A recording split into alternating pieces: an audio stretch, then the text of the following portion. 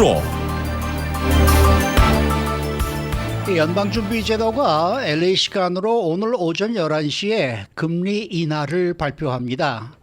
이 코로나 팬데믹 이후 4년 만에 처음으로 0.25%포인트를 인하시킬 것인가, 0.5%포인트를 인하할 것인가, 이 스몰 컷과 빅 컷 전망이 팽팽히 맞서고 있습니다. 또 도널드 트럼프 전 대통령에 대한 두 번째 암살 시도 이후에 미국의 정치 폭력이 위험 수위를 넘어섰다라는 평가입니다. 대선 결과에 불복해서 2021년 1월 6일에 벌어졌던 의회 폭동, 또 이듬해 낸시 펠로시 전 하원 의장 남편에 대한 폭행 사건 등 민주주의의 모범으로 불리우던 미국에서 각종 폭력이 뉴 노멀로 굳어지면서 11월 대선 이후 상황도 불안하다라는 전망이 커지고 있습니다. 자, 봉화식 기자. 안녕하십니까. 연준이 약 2시간 뒤에 금리 인하를 발표하네요. 네, 이번 금리 인하 코로나 팬데믹 이후에 4년 만에 처음입니다. 2022년 3월에 금리를 인상한 그 인상 사이클을 이제 마감하고 이자율을 내리는 그런 시대로 전환을 의미하고 있는데요. 11시에 발표될 예정인 연준 성명서에는 분기별로 나오는 경제 전망 요약 함께 공개될 예정입니다. 이 요약본에는 연준 위원들의 금리 전망을 점으로 나타낸 점도표, 그리고 경제 성장률, 물가 상승률, 실업률에 대한 연준 위원들의 전망이 담겨 있는데, 이어서 역시 LA 시간 기준으로 오전 11시 30분부터는 제롬 파월 연준 의장의 기자회견, 그 취재진의 질문에 답하고 이 빅컷, 스몰 컷에 대한 그런 이유를 설명하는 시간을 갖게 됩니다. 네, 금리 인하 자체는 확실하지만 일반적인 수준의 0.25%포인트 내릴지, 좀 더 공격적으로 0.5%포인트를 내릴지 여전히 베일에 가려져 있는데요. 전망이 엇갈립니다. 네, 아주 초미의 관심사죠. 그 이해관계가 연결된 분들도 많이 계시고 한의들도 관심을 크게 두고 있는데, 시카고의 상품 거래소 금리 선물 시장 전망에 따르면은 0.5%포인트 내릴 것이다. 이런 전망이 65%를 차지하면서 0.25%포인트를 내릴 것이라는 35%보다 더 많은 숫자를 차지하고 있습니다. 물론 그렇다고 해서 65%를 차지했다고 해서 투자자들이 이를 확신하고 있다는 그런 수준은 아닌데, 공식 발표가 나와봐야 될 것 같지만, 다만 한 가지 주목할 점은 금리 인하 폭에 대한 시장의 전망이 짧은 시간에 확 바뀌었다는 점이 눈길을 끌고 있습니다. 예를 들어 지난주까지만 하더라도 0.25%포인트를 내릴 것이다, 이런 전망이 많았습니다. 그런데 이 추세가 주말부터 0.25%포인트 또는 0.5%포인트를 내릴 것이라는 전망이 50대 50 팽팽히 맞섰는데, 이번 주에 들어와서는 0.5%포인트로 내릴 것이다, 이런 전망이 더 확대되고 있는 그런 상황입니다.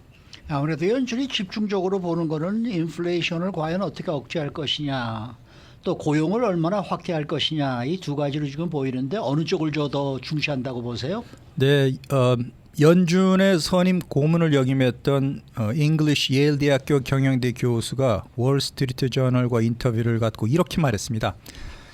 오늘 오전 11시에 발표되는 핵심 쟁점이 리스크를 어떻게 보고 있느냐, 연준의 인식을 드러낼 것이다, 이렇게 말했는데, 지금 연준이 인플레이션보다 성장과 고용을 더 걱정한다고 하면 0.5%포인트의 빅컷 금리 인하를 단행할 것이다. 그렇지만 경제 펀더멘털이 지금 괜찮다거나 또 너무 빨리 급속하게 이자율을 내리면 인플레이션 압력을 갑자기 높일 위험성이 크기 때문에 그럴 경우에는 0.25%포인트의 스몰 컷 금리 인하를 결정할 것이다, 이렇게 전망을 했습니다.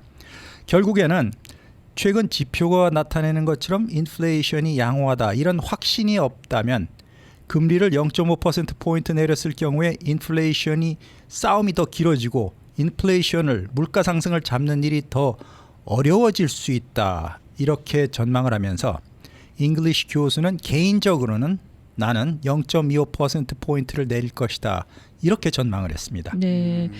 결국 두 마리 토끼를 모두 잡기는 어렵기 때문에 연준이 한 가지 정책에 집중해서 결정해야 한다는 논리네요. 네, 그렇습니다. 프린시펄 자산 운영 수석 전략가 시마 샤 씨는 이렇게 얘기했는데요.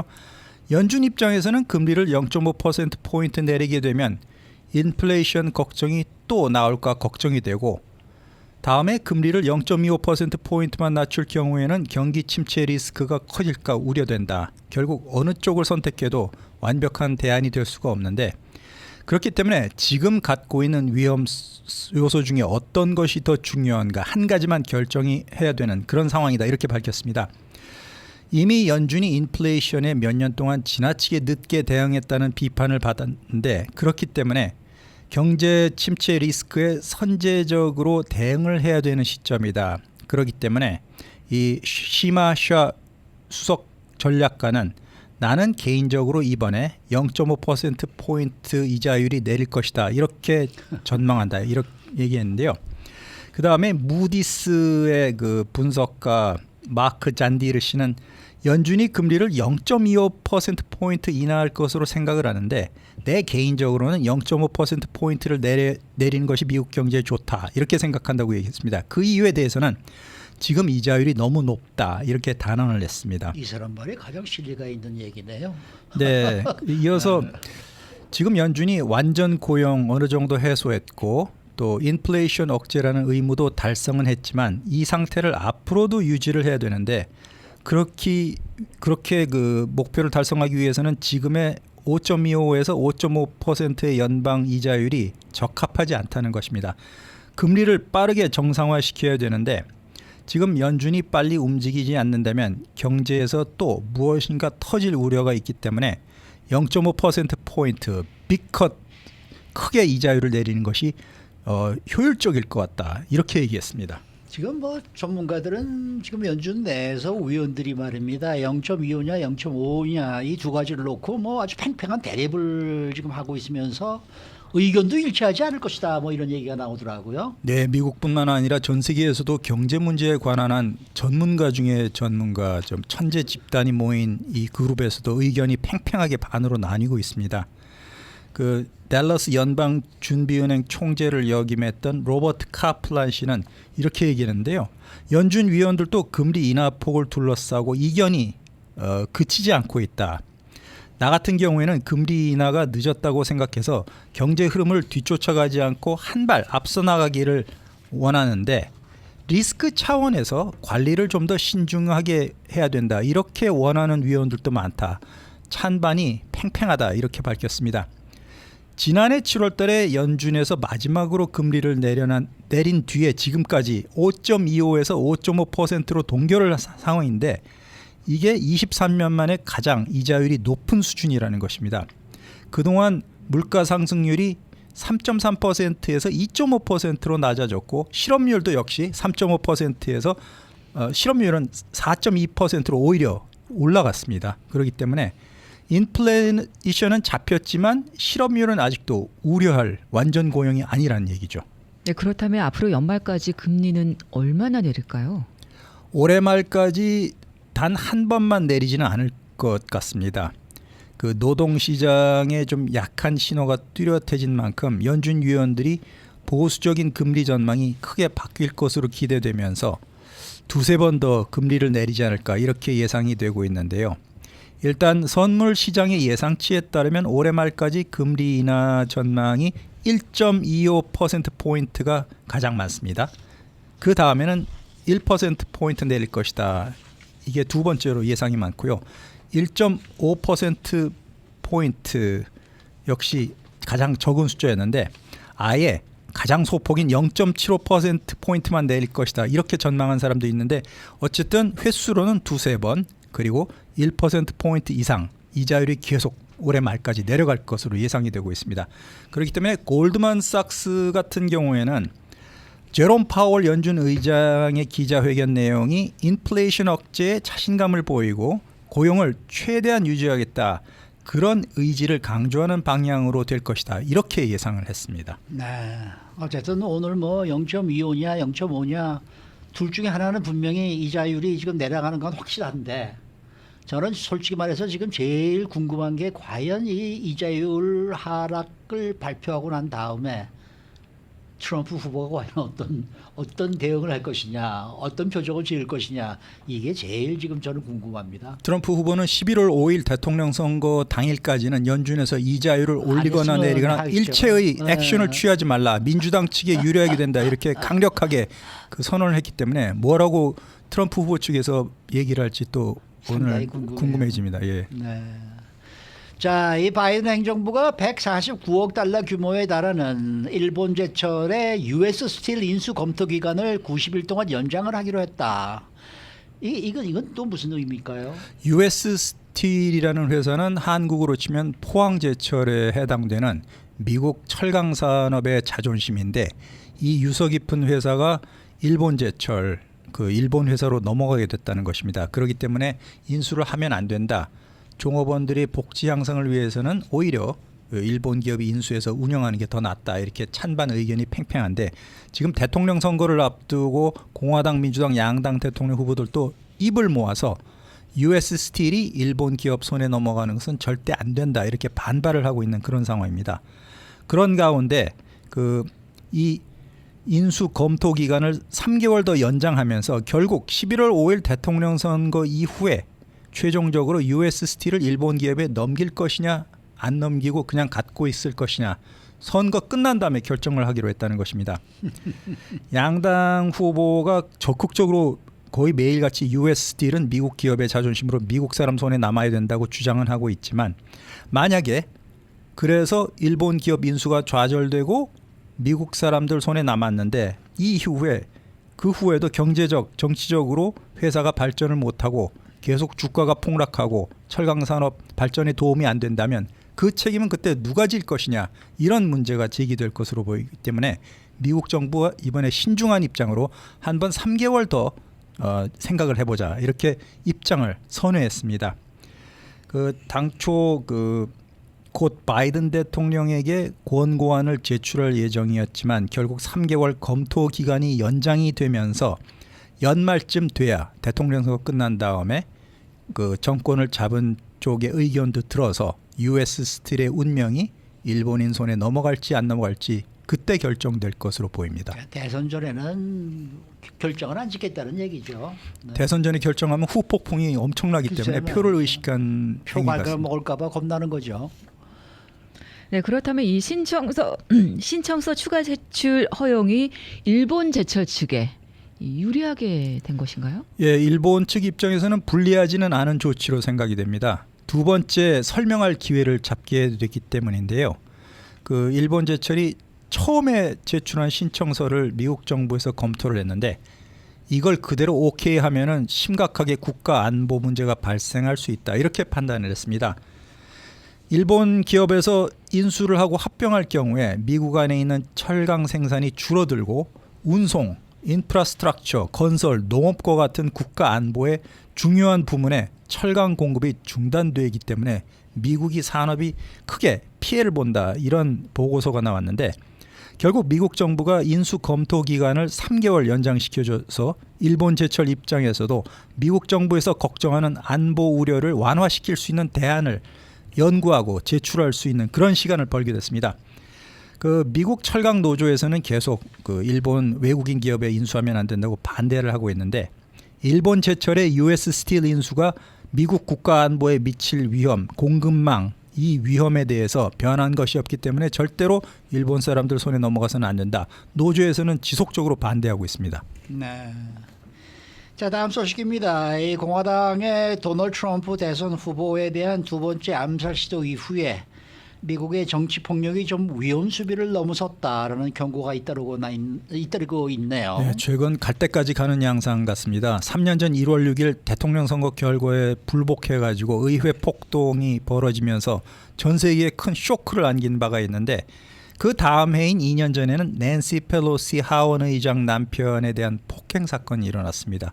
그리고 올해 2달 사이에 공화당 대통령 후보인 도널드 트럼프 후보에 대해서 두 차례의 암살 시도가 미수로 그쳤지만 상당히 큰 충격을 안겼는데 한때 민주주의의 모범국가로 불리던 미국에서 정치 폭력 사태가 이제는 아주 당연한 이른바 뉴 노멀로 굳어지면서 두 달 뒤 대통령 선거 이후에도 선거에서 누가 이기든 안심할 수 없는 그런 걱정이 퍼져가고 있습니다. 미국 민주주의가 위험에 빠졌다 이런 경고가 잇따라 나오고 있는데요.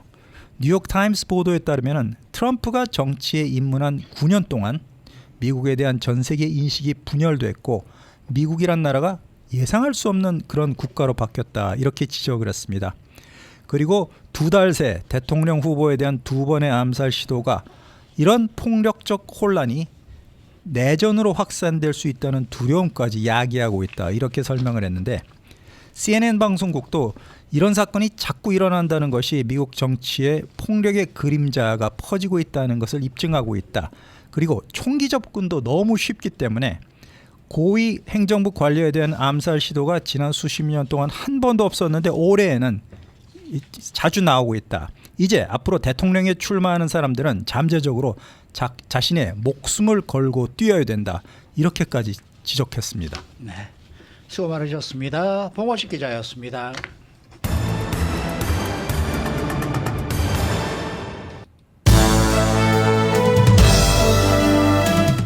인사이드 아메리카. 네, 이 주택 모기지 금리가 지금 내려가고 있는데 오늘 또 연준이 금리 인하까지 이러한 이제 조치를 취하게 되면은 앞으로 얼마나 더 내려갈지 전망을 좀 짚어보도록 하겠습니다. 또 미국의 최대 은행인 JP 모건 체이스가 애플의 크레딧 카드 발급을 위한 논의를 진행하고 있다라는 소식이 들어와 있고요. 이거 캘리포니아 주에서는 앞으로 인공지능 AI가 배우들의 목소리에 대한 무단으로 디지털 복제품을 만들지 못하게 이 법조화 시켰습니다. 유명인의 목소리를 AI로 복제하려면 정당한 대가를 지불하라라는 이야기입니다. 박현경 기자. 네, 안녕하십니까. 자, 오늘 연준이 몇 퍼센트의 기준금리 인하를 발표하게 될지, 그렇게 되면 또 모기지 이자료는 얼마나 떨어질지 이 관심이 모아지고 있는데 이 시간에는 주택 모기지 이주율에 관해서 알아보도록 하겠습니다. 이 주택 모기지에도 지금 변화가 좀 생기겠죠? 네, 사실 지난 2년 동안 주택을 구입하려는 바이어들에겐 꽤 힘든 시간이었습니다. 높은 주택 가격과 맞물려서 주택 모기지 이자율까지 높아서 2000년대 그 버블 이후 가장 부담스러운 주택 시장이었다는 평가가 나왔는데요. 이런 가운데 많은 전문가들은 조만간 급격하게 개선이 이루어지진 않을 것으로 보고 있지만 그래도 마침내 변화가 시작될 수 있을 것으로 보고 있다고 LA타임스가 오늘 아침 전했습니다. 네. 지금 주택 모기지 이자율은 얼마나 됩니까? 그래도 이전에 비해선 꽤 떨어졌습니다. 30년 만기 고정 모기지 평균은 지난 5월 7% 이상이었는데 지난주에 6% 초반으로 떨어졌습니다. 지난 12일 프레디맥에 따르면 6.2%로 집계됐습니다. 1년 반 만에 최저 수준까지 내려선 겁니다. 이런 가운데 오늘 연준이 기준금리 인하를 발표하면은 좀 더 내려가지 않을까 이런 생각이 드는데요. 네, 모기지 금리는 인플레이션 영향을 크게 받고 연방 기준금리가 그 주택 모기지 이자율에 직접적인 영향을 미치진 않지만요. 그렇죠. 결국은 이번 기준금리 인하 결정이 연준이 인플레이션이 얼마나 고착됐는지 그거에 생각하는 것을 신호에 대한 제공을 하기 때문에 결국은 간접적으로 영향을 미칠 수밖에 없겠는데요. 이 리서치 기업 HSH.com의 부사장은 연준이 오늘 금리를 인하하더라도 사실 주택 모기지 금리가 크게 변화하진 않을 것으로 봤습니다. 모기지 투자자들이 어느 정도 금리가 하락할 걸 이미 예상하고 있기 때문이라고 설명했습니다. 하지만 앞으로는 추가적으로 인하가 계속해서 예고된 만큼 주택 모기지 이자율도 장기적으로 봤을 땐 꾸준하게 떨어질 것으로 예상됩니다. 네, 그러면 구체적으로 어느 정도나 떨어질지 예상이 나왔나요? 네, 이 부사장은 연준이 경기 침체를 유발하지 않고 인플레이션 억제하는 이른바 소프트 랜딩을 달성한다면 내년 이맘때쯤엔 주택 모기지 금리 5%대 중반까지는 떨어질 것으로 예상했습니다. 그리고 경기가 악화되면 주택 모기지 금리 더 내려갈 수 있겠지만 그런 시나리오에서조차도 팬데믹 당시 그 3%대, 3% 이하 수준까지는 도달하지 못할 것으로 관측했습니다. 그리고 진로우의 한 수석 경제학자는요, 금리가 5.5%까지 떨어지지 않고 현재 수준에서 거의 머무를 것이라고 예측하기도 했는데요. 경제가 비교적 강력하고 인플레이션이 크게 완화될 가능성은 낮다면서 그처럼 전망했습니다. 지난 50년간 모기지 일레이스를 이렇게 보면은 사실 그 팬데믹 전에 뭐 3% 미만의 그러한 모기지는 좀 이상 좀 뭡니까 기대 이상으로 지금 낮은 그러한 유료죠. 그러니까 뭐 앞으로도 그 정도까지 내려갔으면 얼마나 좋을까라고 생각하는 거는 희망사항이지 제가 보기에는 이제 앞으로는 그렇게까지 내려갈 것 같지가 않아요. 네. 그러니까 항상 보면은 4% 5%대까지 이런 게 항상 지금까지 계속 유지가 되어 왔었거든요. 그러니까 너무 내려갈 걸 기대하시는 것도 그건 그러다가 완전히 날이 셀 수도 있는 그런 상황이니까 어느 정도 좀 더 내려간다. 지금 6.2 정도라 그러면은 앞으로 5.5까지 내려갈 수 있지 않을까. 그 정도만 내려간다 그러면 지금까지의 평균 정도로 가는 게 아닌가. 이런 생각으로 이제 이 집을 구매하실 때 좀 생각을 하셔야 되지 않을까. 그 당시에 너무 지나치게 낮게 내려간 그 이자율이 비교 대상이 되다 보니까 그렇죠. 네, 그렇죠. 그 기준에서 비교를 해서 뭐 5%대도 굉장히 높다 이렇게들 생각들을 맞아요. 하시더라고요. 그때 그 자꾸 이자율과 비교를 해서 그런데 그거 비교하면 안 돼요. 이제는. 이 주택 모기지 이자율이 아주 많이 내려가지는 않는다고 하더라도 지금까지 나온 것만으로도 주택 바이어들에게는 상당히 좋게 작용할 것으로 보이지 않습니까? 네, 차의 비용이 조금만 떨어져도 구매력엔 큰 영향력을 미칠 수 있으니까요. 만약 바이어가 80만 달러 주택을 20% 다운페이에서 산다고 가정하면 모기지 이자율 7%에선 매달 원금 또 이자로 내야 하는 페이먼트가 4,258달러에 달합니다.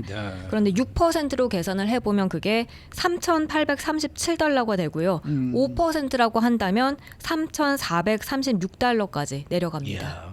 네, 상당히 차이가 많이 납니다. 나죠. 네. 하지만 금리가 하락한다고 해서 그게 바이어들에게 있어서 지속적인 구제책이 될지는 또 다른 의문이라고요. 네, 차입 비용이 하락하면 아무래도 바이어들이 급증하게 될 거고 그럼 주택 가격은 또 더 높아질 수 있기 때문입니다. 특히 수요 증가에 공급 증가가 대응하지 못하게 된다면 그렇다면 가격은 더더욱 오르게 되면서 바이어들에게는 오히려 힘들어질 수 있다는 관측도 나오는데요. 현재 매물로 나온 주택 수는 약간 증가했고 금리는 하락하는 가운데 주택 가격 상승은 둔화됐는데요. 그럼에도 바이어들이 지금 주택 시장으로 뛰어들진 않고 있는 모습입니다. 그 이유는 이자율이 내려간 걸 알지 못하거나 아니면 최근에 그 부동산 수수료 바뀌었잖아요. 그래서 좀 일시적으로 겁을 먹고 있기 때문 아닌가 이런 분석이 나왔고요.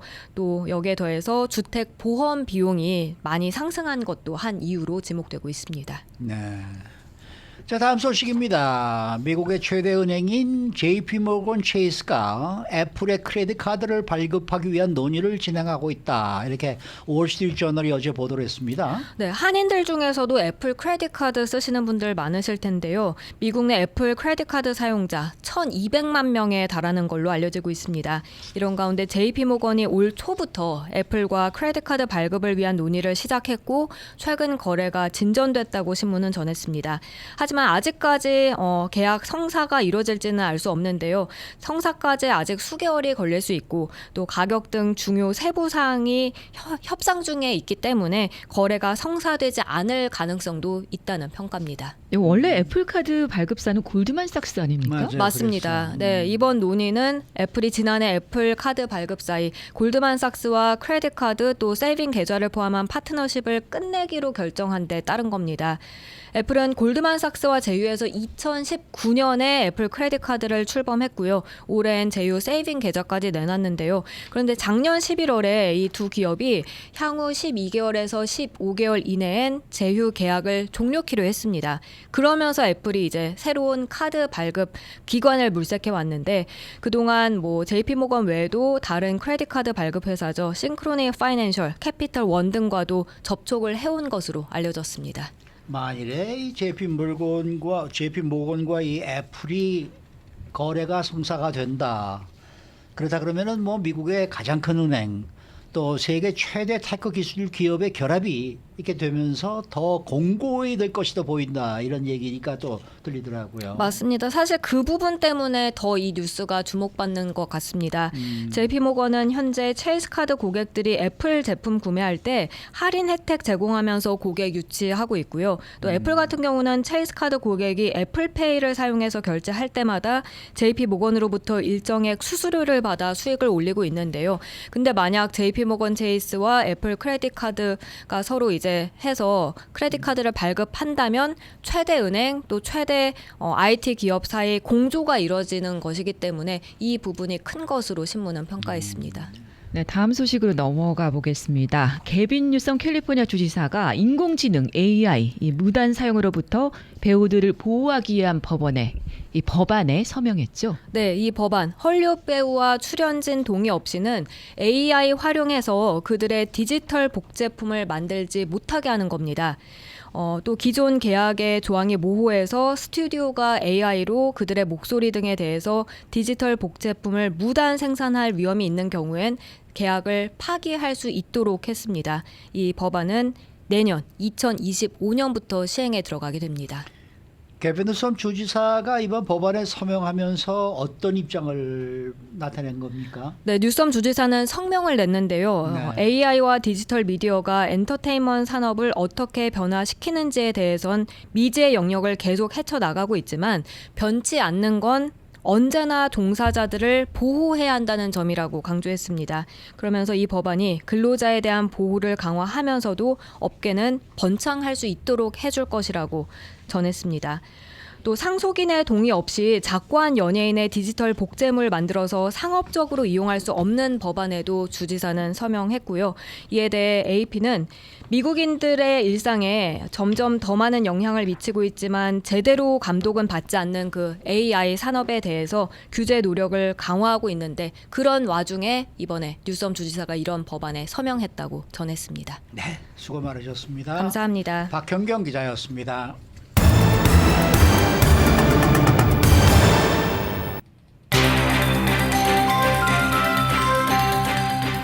데일리 브리핑.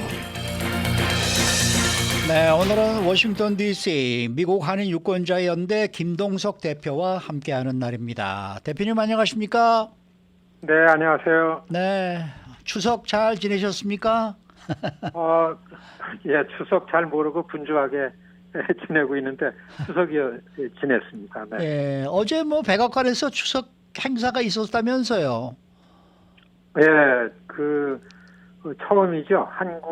한국계 미국인들만의 자기네들 관련한 일을 가지고 백악관에서 행사한 거는 아마 이 처음이죠. 글쎄 말이에요. 120년인가요? 예, 120년 처음인데 사실 굉장히 의미가 있는 거죠. 이제 앞으로 추석 때마다 백악관에서 코리안 아메리칸들의 행사를 할 수 있는 이제 근거를 만들었다라는 데에 의미가 있고 사실 이게 작년에 2023년 1월에 백악관에서 처음으로 설날 행사를 한 적이 있습니다. 네.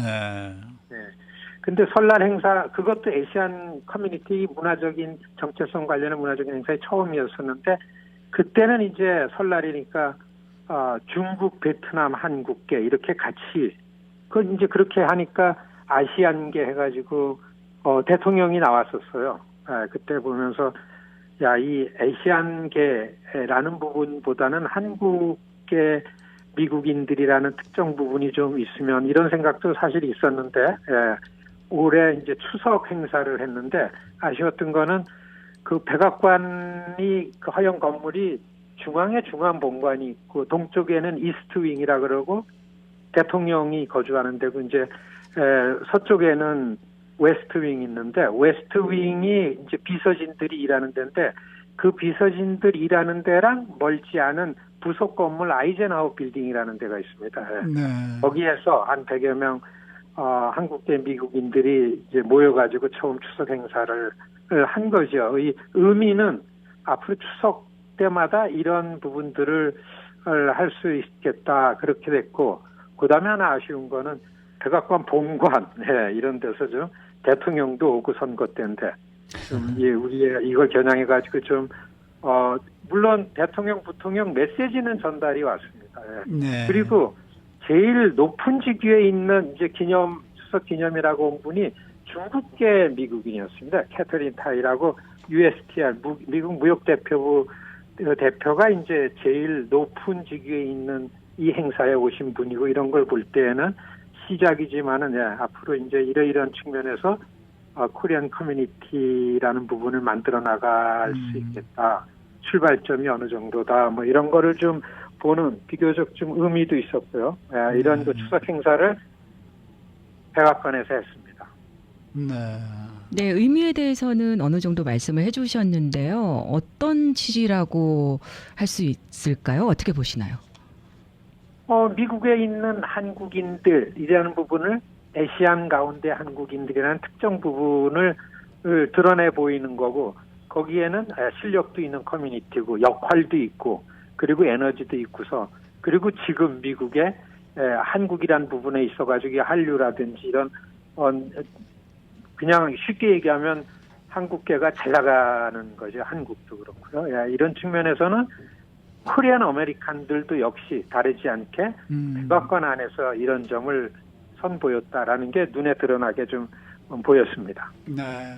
근데 사실 이 추석이라는 게 우리 한국에서는 지금 추석이라고 그러지만은 중국도 사실 중추절이라고 이 명절로 지금 생각을 하고 있지 않습니까?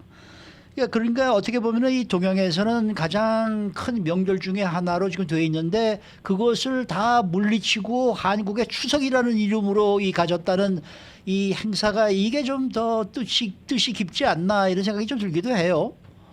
그렇죠. 백악관에서 이 행사가 있다라고 해서 이렇게 오피셜리 나가는 이제 물론 백악관 안에 있는 코리안 아메리칸들 핵심적인 실무적인 일을 하는 분들이 주도를 하고 만들어냈기 때문에 네네. 그런 게 있었지만은 네. 한글말 우리말로 추석 행사라고 이렇게 글쎄 나가고 말이에요. 그러니까 좀 특별한 면이 있었죠. 그런데 맞아요. 미국에서는 사실 인종적으로 보면 백인과 칼라가 있고 칼라 비백인 중에서는 그냥 히스패닉, 블랙, 아시안이 있습니다. 그래서 아시안만 사실 있는 게 맞는데 그중에서 특별히 아시안 커뮤니티 안에서 아시안 커뮤니티를 한국이 이렇게 한국계들이 주도를 하고 있다라는 거를 좀 내보이는 측면도 있고 또 한 가지 좀 델리게이트한 거는 지금 중국은 이제 메인랜드가 주축이니까 지금 중국은 어떻게 보면 미국에 적국화돼 있습니다. 그렇죠. 그렇기 때문에 이런 측면에 이런 기회에 코리안 아메리칸들이 아시안 아메리칸 AAPI의 핵심이고 주도하는 역량으로 충분히 자리 잡고 있다. 이렇게 생각해도 틀린 말이 아니라고 봅니다. 글쎄 그러네요. 네.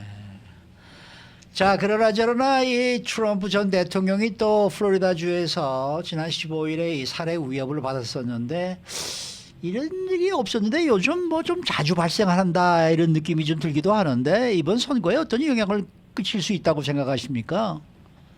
뭐 전 세계가 그렇지만 미국도 이렇게 양극화된 그래서 서로 다른 쪽에 대해서 원수같이 생각하는 이런 사회 분위기가 반영된 거 아니냐 이 사건이.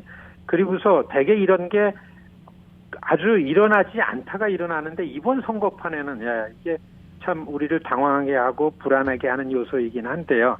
이번 사실 지난 그 10월 13일 날 펜실베니아에서 총을 맞았잖아요. 그 트럼프가. 그래서 귀에 상처난 귀에 반창고까지 붙이고 그랬었는데 네. 그때에 비해서 뭐 이번 그 트럼프의 골프장에 몇 번 홀인가 거기 한 400야드 전 지점에서 이렇게 오고 있는데 저 숲속에 총구를 겨냥한 거를 비밀 경호국이 알고서 이제 잡아낸 건데요.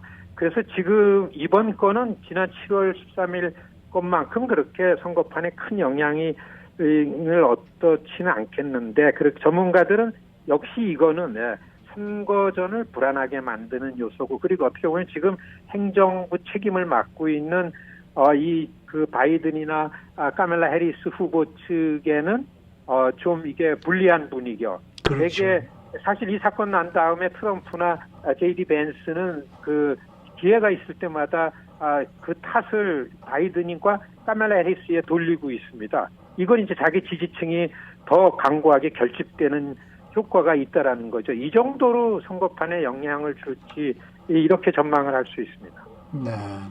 네, 그렇다면 지난 9월 10일 대선 토론회는 선거판에 어떻게 영향을 주고 있나요? 대개 전당대회 끝나고 나서 그 바이든 후보 사태 이후에 생겨난 선거 흐름에서 좀 이 역전이 되지 않았습니까? 트럼프가 주도해 오던 거를 카멜라 해리스나 뉴페이스가 주도를 했는데 컨벤션이 시카고 전당대회가 끝난 다음에도 좀 불안했었죠. 여기서 멈추는 거 아닌가. 그냥 새로운 얼굴이기 때문에 관심에 관련한 지지율의 상승이지 뭔가 있어가지고 이게 표심으로 연결하기엔 어렵지 않냐 이런 우려들이 있었습니다. 그런데 지난 9월 10일 토론회 때에서는 카멜라 해리스가 이니셔티브를 잡고서 트럼프가 진 거지요. 그래서 조금 그 지지율을 좀 격차를 벌리기는 하고 그래서 이런 상황이 돼가고 있는데 지금 경합주에서의 지지율로 볼 때는 전국적인 지지율은 지금 카멜라 해리스가 주도하고 이게 표심과 연결이 될 수 있다고 전망이 되기에 충분한데 네. 이 경합주 내에서의 부동층에게 이렇게 그 체감을 주기에는 거품이 아닌가, 이 컨벤션 효과가 아닌가. 오히려 이런 상황에서 훨씬 더 카멜라 해리스 쪽이 더 불안해하고 있고 그런 거를 전문가가 얘기하는 데 있어서는 역사적으로 미국의 부통령이 대통령이 됐던 적은 없습니다. 딱 한 번은 있었는데 레이건 대통령 때 부통령이었던 아버지 부시 대통령이 88년에 다시 대통령이 돼가지고 공화당이 12년을 접집권을 했던 적이 있습니다.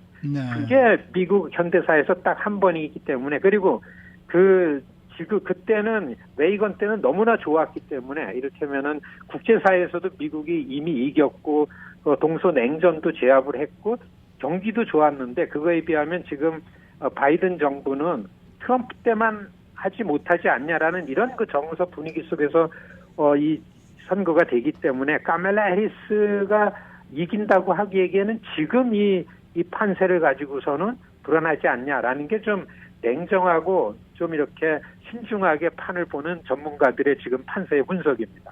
네.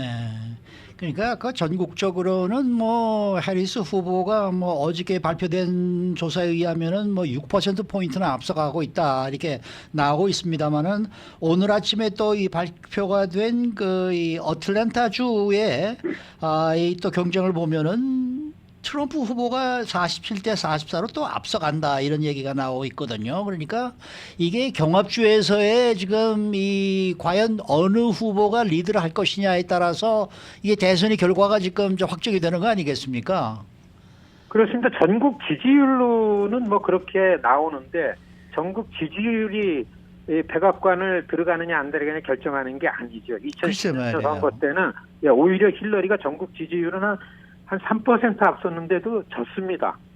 그리고 2020년에는 이제 그 경합주를 바이든이 다 싹쓸이하면서 이겨가지고서 이겼는데 올 선거에서는 전국 지지율과 관계없이 지금 6개 내지 7개 경합주에서 되어지는 지지율 갖고서 전망을 해봐야 되는데 트럼프 쪽에서는 우리가 이렇게 이길 거다라고 주장을 하고 있어요. 펜실베니아, 조지아, 노스캐롤라이나, 애리조나 이건 우리가 이긴다.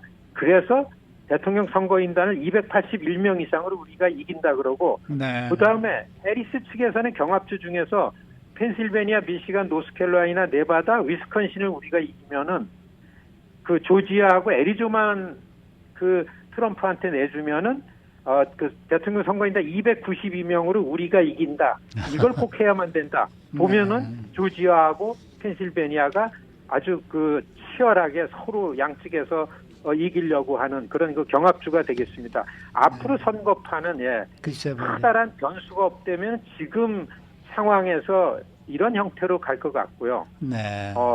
여기에 집중해서 보면은 선거의 전망을 좀 할 수 있지 않을까 이렇게 설명할 수 있습니다. 네, 네. 오늘 말씀 잘 들었습니다. 네, 고맙습니다. 네, 지금까지 워싱턴 DC 미국 한인 유권자연대 김동석 대표 함께했습니다.